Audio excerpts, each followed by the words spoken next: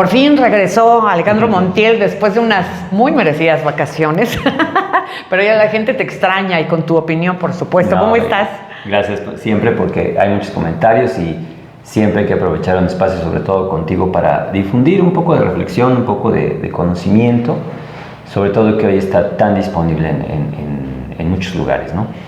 Bueno, mira, yo vengo dando seguimiento ya desde hace varios años al informe Oxfam, que es sobre la concentración de riqueza, es decir, Oxfam, que agrupa a su vez a muchas organizaciones civiles que hacen investigación sobre todo lo que tiene que ver los problemas derivados de la desigualdad, de la inequidad, de la injusticia, de la pobreza en el mundo. Y hoy ya sacaron su informe 2020 y los datos no son nada halagadores ni buenos. ¿Por qué?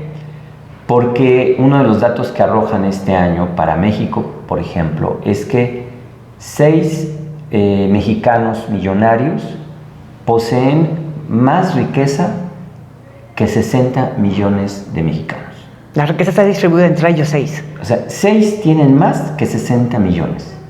Ya los nombres ya los sabemos, ya no los voy a repetir, ya son de todos conocidos. Pero, ¿qué es lo que nos está diciendo? Y digo, hay muchos datos derivados de esto, porque el patrón se refleja a nivel mundial. La concentración de riqueza es imparable, ¿no? Hablan del caso de Bill Gates, ¿no? A pesar de que ha donado muchísimo, de todas maneras sigue teniendo mucho. Aquí lo interesante es la explicación que te da la gente, que siempre es, creo que, donde hay que fijarse.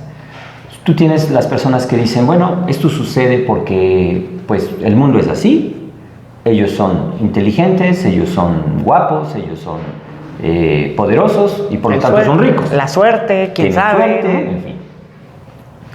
Pero cuando tú vas viendo la construcción de las fortunas de cada una de estas personas, es inevitable llegar a los datos que tienen que ver finalmente con un favorecimiento del sistema. Es decir, este cuento de que todos empezamos con un negocio y si ponemos 100 personas un negocio, el que trabaje más va a prosperar más y al rato ya va a poder tener 100 casas y 2 yates y 5 jets, eso no es cierto. Es decir, eso creo que es interesante ya de una vez por todas como señalarlo. Hay una construcción histórica injusta del sistema, es decir, y podemos hablarlo en personas, podemos hablarlo en imperios, por ejemplo el Imperio Británico. Bueno, el Imperio Británico, tú vas a Londres, tú vas a cualquier ciudad inglesa que tenga patrimonio y por ejemplo los museos están llenos de obras grecorromanas, de obras egipcias, de obras de América, de obras asiáticas. Es hermoso verlas, ¿no? en sus museos nacionales. Pero ¿qué nos está diciendo esto? Finalmente nos está diciendo que hubo una historia de expoliación, hubo una historia de robo que hizo el British Empire para tener esas riquezas y concentrarlas en sus territorios. De hecho, hay una tendencia muy poco conocida que los países de origen están pidiendo que los británicos y los franceses regresen esas obras. ¿Por qué menciono esto? Porque finalmente gran parte de la riqueza hoy está construida sobre la explotación. Eso es una realidad. Es decir, no podemos cerrar los ojos a eso. Y diversos economistas lo que están planteando, de hecho el dato es que, por ejemplo, si se aumentara un 0.5% de impuestos a la riqueza del 1% de estas personas, aumentaría en México 7 veces el presupuesto de guarderías o se duplicarían los recursos presupuestales del INSABI, solo con 0.5% de las riquezas de estos millonarios. Obviamente, esto para el gobierno de López Obrador o para los gobiernos anteriores de Calderón, de Peña, de Fox, de quien sea, es un asunto vetado. Es decir, decir vamos a aumentar los impuestos, como lo propone Oxfam, 0.5%, implica un rompimiento con todos los gobiernos. Sí, es decir, es un tema tabú. Y tú estás hablando, a lo mejor, como bien lo dices, de la situación de Reino Unido, pero si lo trasladamos a México, aquí a los grandes empresarios se les perdonan impuestos. ¿Cómo va a pagar horas extra el patrón, no? Al contrario, los hacen trabajar más. Es lo que está diciendo doble Oxfam. trabajo. Es lo que está diciendo Oxfam, es decir, solamente 0.5% que tú lo aumentaras a los más ricos, con eso resolverías muchos problemas de seguridad social. Y es lo que está pidiendo, él lo está rogando, lo está suplicando, busquen las intervenciones Bill Gates.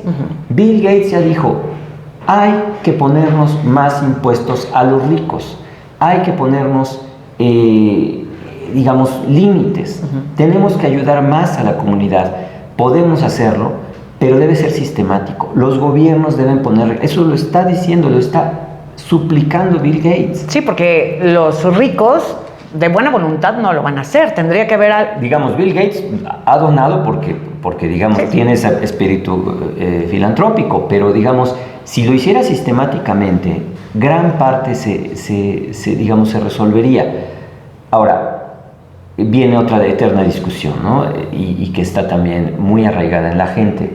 ¿Qué tanto es uno dueño de su propio esfuerzo y qué tanto es legal o justo, más bien legítimo, que tú hicieras estas cosas? Y entonces ahí se traba toda la discusión.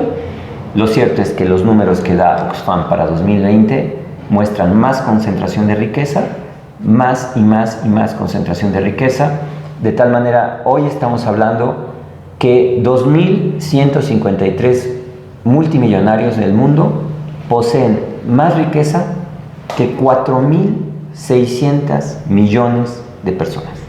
2.153 personas poseen en sus fortunas más riqueza que 4.600 millones de personas en el mundo.